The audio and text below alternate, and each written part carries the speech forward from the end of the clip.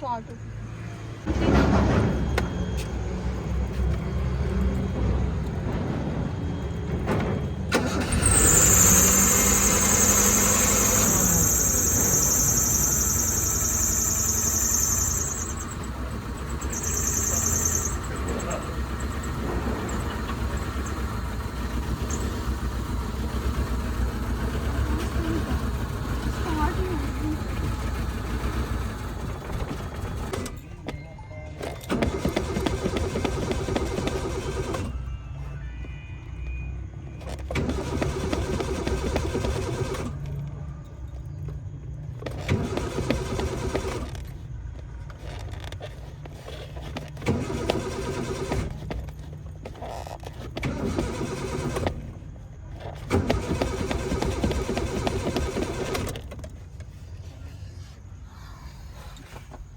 Oh my god.